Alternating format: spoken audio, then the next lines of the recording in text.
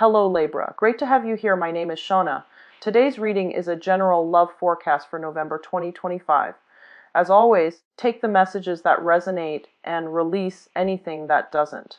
Don't forget to like and subscribe to stay connected with upcoming readings. Let's see what's headed your way, Libra.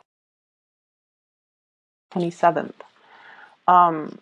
So this is my new method for doing these readings for all the other signs, okay? When I shuffle, I lay out the cards, and there's usually an image that comes with it. So I'm going to relay the image for you, and that the image is going to serve as, pretty much the overall energy for this reading. What I'm seeing is there's a little creek or a little, it's a small body of water. So it's like a little stream, and I see you building a bridge to get to the other side. And the bridge is made from, brick or stone. So you're putting in cement, and you're building it in a way where it's sturdy. It's not just, some flimsy wooden bridge or straw bridge. You're making sure that not only are you building it so that other people could benefit from it, but I feel like you're trying to do things right. And the message of, repairing rifts or mending bridges between you and another person. That's what I feel, though, is coming through when it comes to building these bridges, fixing these bridges. And so the theme of this reading is about, mending bridges between you and other people. If there have been situations where, for whatever reason, too much has been said, too many things have happened, and there might have been falling out between you and another person. I feel like it's almost as if you are trying to repair the rift. You're trying to make amends. You're trying to do things to bring them back into your life, or extending that invitation for forgiveness and to let bygones be bygones between you and another person. I also feel like for some of you, I'm sensing that you might deal with somebody who might have, dependency issues. Either they are financially just irresponsible. They might have addictions as well. And so the way that they behave is when they need something, they're very sweet and they come to you. But then I feel like, their dependency issues take over. And I feel like they know how to manipulate in order to get what they want. And so, for example, if they need, cash to buy whatever it is that they need to buy, they're very, very sweet. And then when they don't need you, then they don't even give you the time of day. So I see that element here. And I feel like it's somebody that, it could be like a family member, somebody that you care for. And so on the one hand, you know what they're up to. You don't want to enable that behavior. But on the other hand, it's really hard for you to say no to somebody that you love. Okay? It's really hard for you to turn them down. It's really hard for you to say no when they turn on the charm. And honestly, I feel this energy can flow both ways, because when I heard myself say charm, I always think of Libras as the charmer. So I feel like this energy can go both ways. And so over time, one person feels very used, and then it's one person who constantly gives and gives and gives, and the other person takes and takes and takes. And one person feels very used. And so I feel like somebody is out trying to mend that broken relationship, trying to make things better, trying to make amends, okay? And it's great. It's a good time overall to kind of rectify situations. I'm also feeling as well somebody is coming out of either depression or drug abuse. They're trying to, I feel them getting stronger. So mentally, they're getting stronger. They're able to understand that when it comes to the addiction or when it comes to the situation, it kind of took over their lives. Okay, so they're trying to make amends.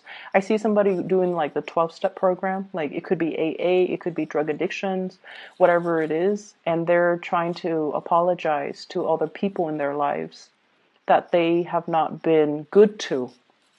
So somebody's trying to make amends. And then I'm also seeing somebody overcoming like physical addictions. They've dealt with the chills and the fevers and the pains and all of that. And they've conquered it, and now they're clean. And I see them, getting physically a lot stronger too, mentally and physically. They're getting a lot stronger. They're able to kind of live through this really dark period in their lives, but now they're stronger as a result of it.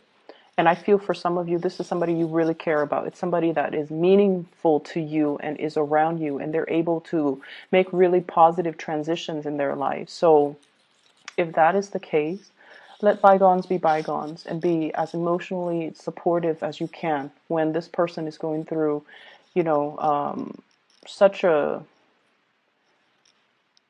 a profound transformation in their lives, okay? I'm seeing as well, for some of you though, I definitely see like three parties, three people and in a relationship. I'm feeling like some of you are in a committed relationship and you have a new attraction, like a very strong soul connection that is coming into the picture with somebody else. And I feel like you're looking at your hands and you're like, my hands are tied. There's nothing I can do. But the soul connection is very undeniable. What I have here is the Two of Cups. They're looking at each other and they both recognize the connection that they have with one another. And I feel almost like it's nothing can be done, nothing can be acted upon because you're in a relationship. And yes, this connection is very strong, it's undeniable, and the other person's aware of it too, but they're also aware that your hands are tied. So unless you move away from it, unless you make some major transformation in your life with the Death card here and move away from it, then the two of you can be together. And I feel like some of you are contemplating, like you're building that bridge to extend across the river or the stream so that you can get to the other side. It's a slow process. You're building it brick by brick. It's going to take some time and you're doing it on your own. So I feel like some of you are thinking about possibly leaving a partner or leaving a marriage situation, and you're biding your time, or you're waiting for the perfect moment, or you're trying to get everything in order first before you make this transition. You're getting, your finances sorted out. You're trying to figure out, where am I going to stay? Where are the kids going to go? And I feel like you might be doing it by yourself. Like you might be consulting a lawyer without your partner knowing. You might be checking your bank account, trying to talk to a financial planner in order to get the process started. And you're trying to figure out, how much am I going to have to pay in child support? How much am I going to have to pay in alimony? How much is the whole, court proceeding going to cost? Am I able to afford it? And things like that. So you're trying to flush out the details. You're doing the preliminary research. But I definitely feel like you've already made up your mind that you want to transition. So that's what I'm seeing. And I feel like for many of you, you have left a relationship and you're heading into another relationship. And it seems like there isn't any time at all for, being on your own and healing and kind of processing everything that happened. Because I feel like one relationship left you very, very dejected. And then the next person that you meet, they kind of really uplift you. And so you're transitioning like seamlessly from one relationship to the next. And the universe is pretty much telling you to slow down, take some time to be on your own, take some time to process what happened, and take some time for you to be okay first on your own before you rush into this next relationship. They like you. They're not going to go anywhere. What I have here is the Ace of Cups. This is new love. something that is brand new that is being offered to you. And I have here the Nine of Cups, which basically means the person that is coming through, that is the new person, is very much close to your, it's like your ideal version of Mr. or Mrs. Right. Okay, so this is somebody that is quite significant, and you feel like you can build with this person, like it's going to be there for the long haul, or you feel like you can, have a family with this person. So if you feel that way, you need to make sure you come into it 100% ready. And so if you still have, pains and heartache, Ten of Swords, from previous relationships, or you feel like you still have attachments or emotions that are unresolved, or that you're not really sure if you're done with it yet, you need to make sure you are done before you transition, because this is something that has a lot of potential and you want to do it right. Okay, we want to do things right. I see a lot of people though, so I do see you, and I do see two other people. One is the Two of Cups, one is the Ace of Cups. And we have the Hangman as well that's showing up, which basically means weighing out the pros and cons. Staying in a situation possibly because of financial ties. Staying in a situation because of these, they're kind of like, what do you call them? Restrictions. They're self-imposed restrictions. And so you want to free yourself. You want to move on, but you have these things that are holding you back, and they're not real.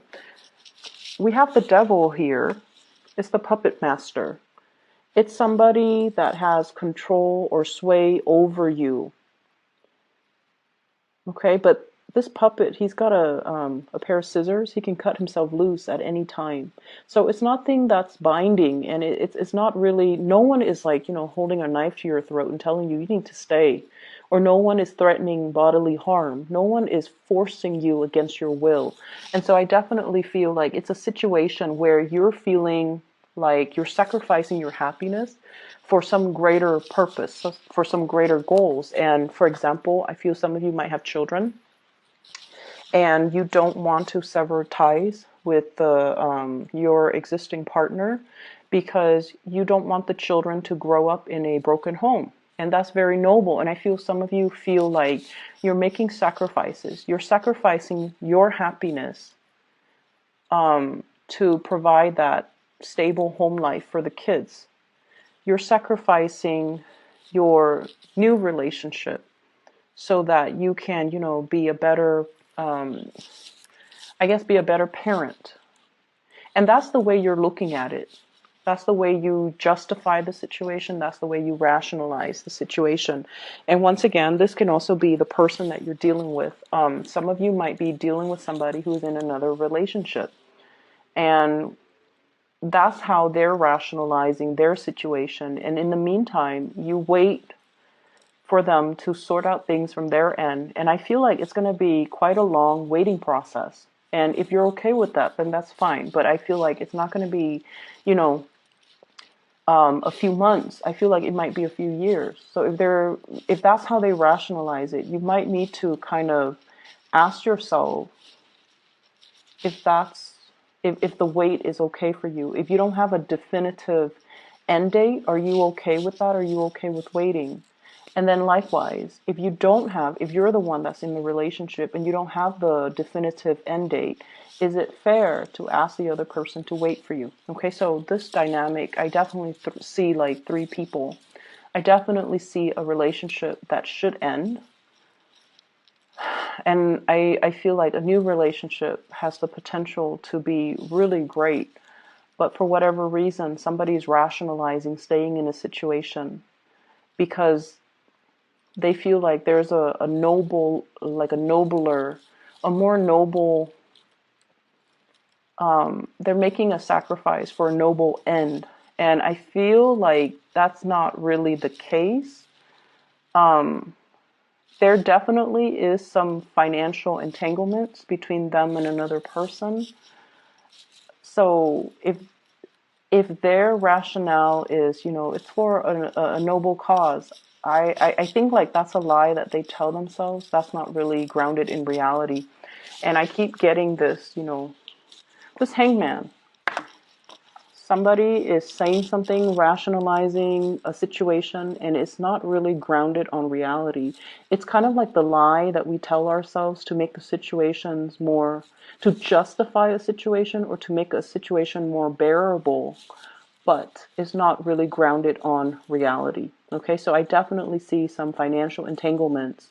That's disallowing one person to leave, and that's all it is. It has nothing to do with a noble cause or anything like that.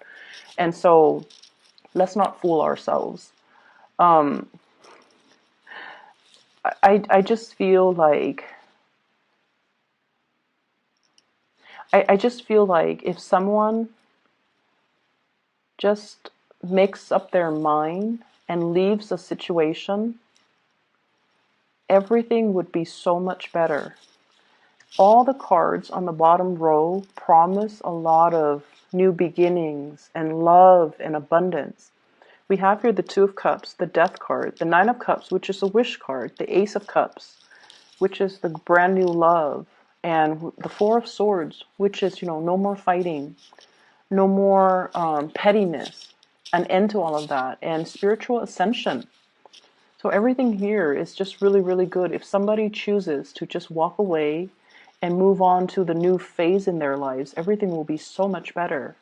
But all the cards on top indicate to me here, we have the Ten of Swords, which is betrayal, the Three of Wands reverse, waiting for something and it's not coming in, the Devil being tied to something, the Hangman being stuck in limbo, and the Fool in the reverse not making a change, doing the same things over and over and over again and not getting a different result because, of course, right? If you keep doing the same things, you get the same outcome. So we have some things here that we have to kind of face up to the truth about. And it could be, somebody that you're dealing with, or you might be in the situation and things are not working out anymore. But you keep building, you keep trying to mend the bridges, you keep trying to fix things.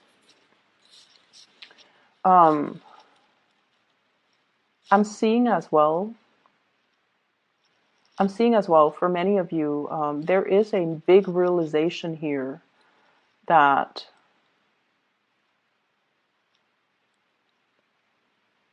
what I'm feeling is there might be friends or there might be habits that you're headed towards that might not be good for you, okay? I see overindulgence. I also see a lot of drugs and alcohol and dependency, and I honestly feel drugs. And so you could be whatever age watching this, but I feel almost like you want to be a little bit careful about who you surround yourself with, and you want to be careful about the choices that you make. And you want to be careful as well.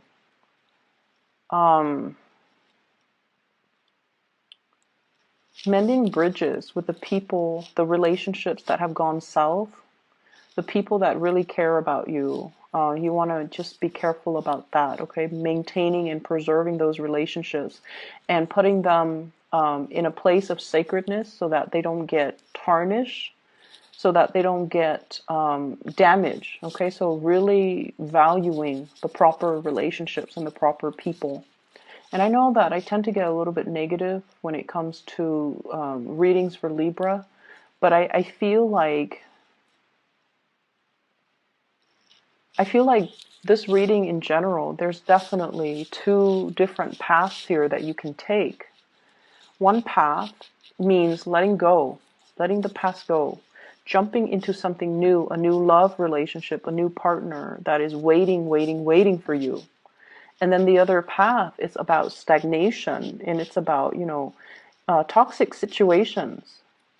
And I feel for some of you who might be a little bit younger too, branching off with a new group of friends who care about you, rather than getting involved with these group of friends who actually get you in trouble. Okay, so that's what I'm getting here with this spread. And I really can't, interpret it another way. And I feel like, you have so much potential here to walk the right path. Let me see why that is. Why are the energies so split?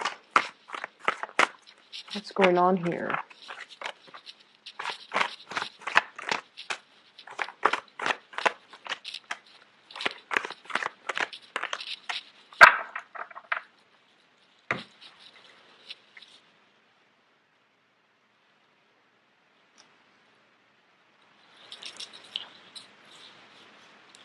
So once again, this reading might run longer than expected, but I feel like I want to get the message why the energy is so like split right down the middle.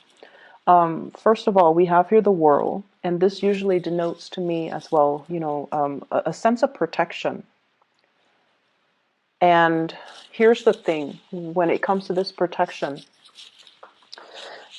there is divine protection where, and Sagittarius, they get this because they are always divinely guided and protected. They're kind of clumsy, and a lot of the times they overestimate their abilities.